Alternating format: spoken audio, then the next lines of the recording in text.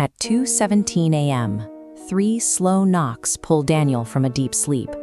He checks his security feed, expecting a neighbor or a delivery, but the porch is empty. He waits 30 seconds.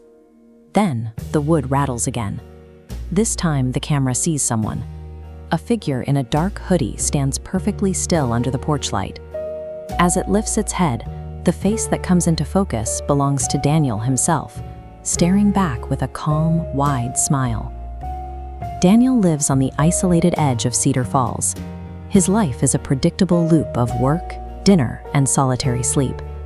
In this quiet corner of the world, there are no strangers, and certainly no twins.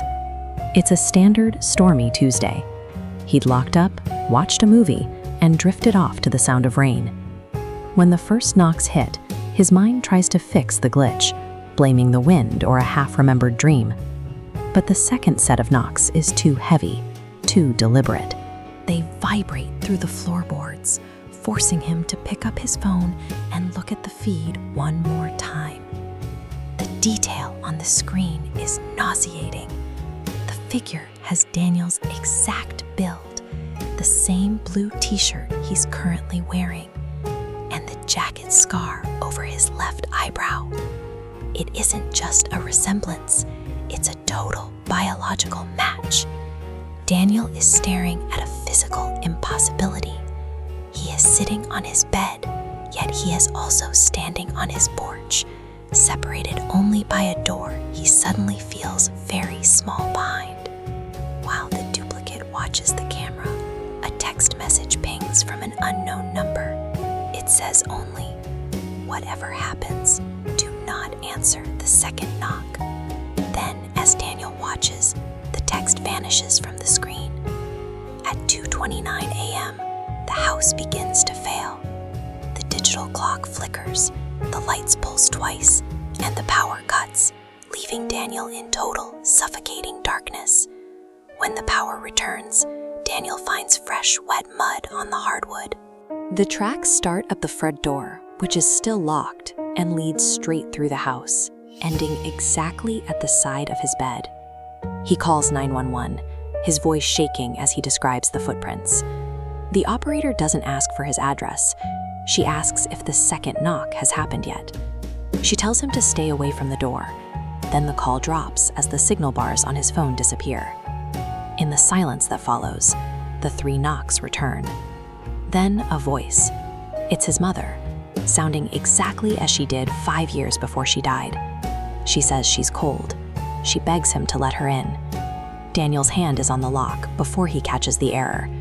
The voice calls him Daniel, but in life, his mother never used his full name. She only ever called him Danny. The entity outside doesn't hesitate. The voice shifts instantly, mimicking his best friend, then his boss, then his younger sister. Each voice is more desperate than the last, shouting through the wood until the house falls into a sudden, heavy silence. The entity isn't trying to break the lock. It's waiting for Daniel to do it for him, cycling through every intimate memory he has to find the one voice he can't ignore. Daniel checks the internal cameras. While the physical hallway in front of him is empty, the camera feed shows the duplicate standing at the far end of the corridor, watching him. Another text message forces its way onto his screen. He only moves when you stop looking. When Daniel looks away, the figure jumps forward. 20 feet, 15, 10. It closes the distance between blinks. He stares until his eyes burn, but the countdown shifts. The battery hits 1%. A warning covers the feed, and the screen goes black. In the darkness, he hears it. A soft, rhythmic breathing right against his ear. Then his own voice whispers from the shadows.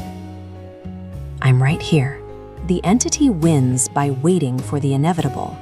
It exploits the basic limits of being human, the need to blink, the exhaustion of the eyes, and the failure of the tools we use to feel safe. Morning light brings a deceptive peace. The mud is gone, the phone works, and the hallway is empty.